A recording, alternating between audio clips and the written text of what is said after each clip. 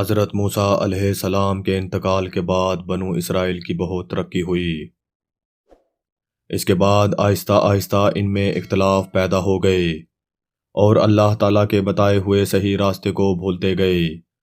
بنو اسرائیل کی ہدایت کے لیے اللہ پاک نے اور کتنے ہی نبی بھیجے جو حضرت موسیٰ علیہ السلام پر نازل کی ہوئی کتاب توریت کی تعلیم دیتے رہے اور بنو اسرائیل کو پھر سیدھے راستے پر لگاتے رہے۔ حضرت ایوب علیہ السلام بھی انہی پیغمبروں میں سے ایک ہیں جو بنو اسرائیل کو توریت کی تعلیم دینے کے لیے تشریف لائے تھے۔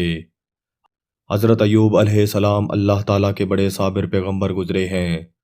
آپ کا ذکر بھی کئی جگہ قرآن مجید میں ملتا ہے۔ آپ بڑے ہی مالدار خوشحال تھے اور آپ کی بہت سی اولادیں تھیں۔ آپ اللہ تعالیٰ کی ان نعمتوں پر ہر وقت شکر ادا کرتے تھے۔ ہر طرف خوشی ہی خوشی تھی۔ رنج و غم، فکر، اندیشہ کا کہیں دور دور تک نام و نشان نہیں تھا۔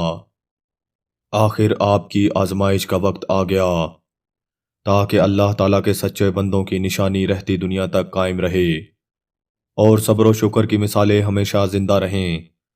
اللہ تعالیٰ نے ایک ایک کر کے اپنی نعمتیں واپس لینا شروع کر دیں۔ مال و دولت، باغات، سبزہ زار، کھیت، مکانات، جانور، اولاد سب کے سب رخصت ہو گئے اور آخر میں صحت نے بھی جواب دے دیا۔ بدن میں کیڑے پڑ گئے، سارا بدن پھٹ گیا، مگر آپ ان سب مصیبتوں پر بھی اللہ تعالیٰ کا شکر ہی ادا کرتے رہے۔ اللہ تعالیٰ ہی کی یاد میں لگے رہتے، شکوہ شکایت تک نہ کرتے۔ صبر کی بھی ایک حد ہوتی ہے۔ جب اس کا پیمانہ لبریز ہو گیا تو انہوں نے اپنے رب کو پکارا اور فریاد کی، مجھے شیطان نے رنج و تکلیف پہنچا رکھی ہے، تو میرے حال پر رحم کر کہ تو ہی سب سے زیادہ رحم کرنے والا ہے۔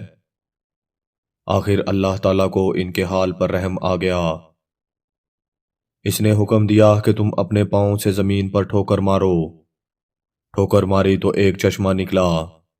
اس پر اللہ تعالیٰ نے فرمایا کہ تمہارے نہانے اور پینے کے لیے ٹھنڈا پانی موجود ہے۔ جب وہ اس پانی سے نہائے اور اس کو پیا تو ان کی تمام بیماریاں دور ہو گئیں۔ اور اس کے ساتھ ہی اللہ تعالیٰ نے یہ بھی احسان کیا کہ ان کو پھر تمام نعمتیں اور برکتیں بھی دیں اور بیوی بچے بھی عنایت کیے۔ بے شک حضرت ایوب علیہ السلام بڑے صبر کرنے والے تھے۔ کیا ہی اچھے بندے تھے جو ہر بات میں اللہ تعالیٰ کی طرف دوڑتے تھے۔ اللہ تعالیٰ ہم سب کو ہر آزمائش اور امتحان سے بچائے۔ لیکن اگر کوئی مصیبت آ جائے تو اس کو اللہ تعالیٰ کی طرف سے اپنے برے کاموں کا امتحان سمجھنا چاہیے اور اللہ کے پیارے نبی حضرت ایوب علیہ السلام کی طرح صبر کرنا چاہیے اور اس حال میں اللہ تعالیٰ کا ذکر اور اس کی تعریف کرنی چاہیے کہ یہ بڑے انسانوں اور بڑے سچے بندوں کی نشانی ہے۔ اللہ پاک ہم سب کو صبر و ثبات اور ہر حال میں اپنے مالک حقیقی کی تعریف کرتے رہنے کی توفیق عطا فرمائے، آمین۔ قرآن پاک میں حضرت یونس علیہ السلام کا ذکر بار بار آیا ہے۔ سورہ انعام، سورہ یونس، سورہ صفات اور سورہ انبیاء میں آپ کا ذکر مبارک ملتا ہے۔ حضرت یونس علیہ السلام ملک عراق کے شہر نینوا میں پیدا ہوئے تھے۔ جس شہر کی طرف آپ کو نبی بنا کر بھیجا گیا تھا اس کی آبادی 1 لاکھ یا اس سے کچھ زیادہ تھی۔ آپ بھی لوگوں کو بت پرستی سے منع فرماتے تھے اور ایک اللہ کی عبادت کی تعلیم دیتے رہے، برائیوں سے منع کرتے اور اچھائیوں کی ہدایت کرتے۔ اس بات سے آپ کی قوم آپ کی دشمن ہو گئی۔ آخر قوم کی بار بار مخالفت سے تنگ آ کر آپ نے فرمایا کہ اب اللہ کا عذاب تم پر آ کر رہے گا، اور یہ کہہ کر دریا کی طرف چلے گئے۔ ایک کشتی جانے کے لیے تیار تھی، اس پر سوار ہو کر روانہ ہو گئے۔ جب کشتی بیچ دریا میں پہنچی تو رک گئی۔ ملحہ نے کہا اس کشتی میں کوئی غلام ہے جو اپنے مالک سے بھاگ کر آیا ہے، جب تک وہ نہیں اترے گا کشتی نہیں چلے گی۔ قرع ڈالا گیا تو آپ کا نام نکلا۔ لوگوں نے زبردستی آپ کو دریا میں پھینک دیا۔ اللہ کا کرنا ایسا ہوا کہ ایک مچھلی دیر سے منہ کھولے کھڑی تھی، اس نے آپ کو نگل لیا۔ لیکن حضرت یونس علیہ السلام برابر اللہ کی پاکی اور بزرگی بیان کرتے رہے۔ اگر آپ اللہ کی پاکی اور بزرگی بیان کرنے والے نہ ہوتے تو قیامت تک مچھلی کے پیٹ میں رہتے، مگر اللہ تعالیٰ بے حد مہربان اور رحمت کرنے والے ہیں۔ وہ ہر توبہ کرنے والے کی توبہ قبول کرتے ہیں اور ہر پناہ چاہنے والے کو پناہ بخشتے ہیں۔ حضرت یونس علیہ السلام بغیر اللہ کی مرضی کے بھاگ آنے پر شرمندہ تھے۔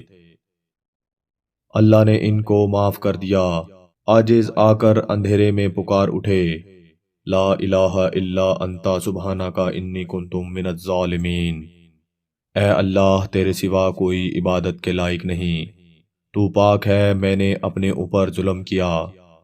اللہ تعالیٰ نے ان کی دعا قبول کی اور غم سے نجات دی، مچھلی کے پیٹ سے نکال کر میدان میں ڈال دیا اور اس پر ایک بیلدار درخت اگا دیا۔ حضرت یونس علیہ السلام کے اپنی قوم سے روانہ ہونے کے بعد اللہ تعالیٰ نے ان پر ایک بڑا سخت عذاب بھیجا، لیکن جب قوم نے دیکھا کہ عذاب آ رہا ہے تو وہ جنگلوں میں آ کر اللہ سے استغفار کرنے اور توبہ کرنے لگے۔ اللہ تعالیٰ نے عذاب دور کر دیا۔ حضرت یونس علیہ السلام اچھے ہو کر دوبارہ قوم کے پاس آئے تو وہ ان کے انتظار میں تھے، چونکہ انہوں نے اپنی آنکھوں سے عذاب دیکھ لیا تھا، اس لیے سب کے سب ایمان لے آئے اور صدیوں تک امن و چین سے رہے۔ اس طرح اللہ کا وعدہ پورا کہ جو ایمان لائیں گے ان کو خوب رزق دوں گا اور برکتیں عطا کروں گا۔ چنانچہ قوم یونس علیہ السلام سے تمام عذاب اور تکالیف دور ہو گئیں، جو حضرت یونس علیہ السلام کی بد دعا اور ناراضگی کی وجہ سے ان پر مسلط ہو گئی تھی۔ حضرت یونس علیہ السلام نے مچھلی کے پیٹ میں جو دعا یعنی لا الہ الا انت سبحانک انی کنت من الظالمین، اب جب کوئی مصیبت یا آفت نازل ہوتی ہے تو اس کو پڑھا جاتا ہے، اللہ پاک اس کی برکت سے آفات کو دور کر دیتا ہے۔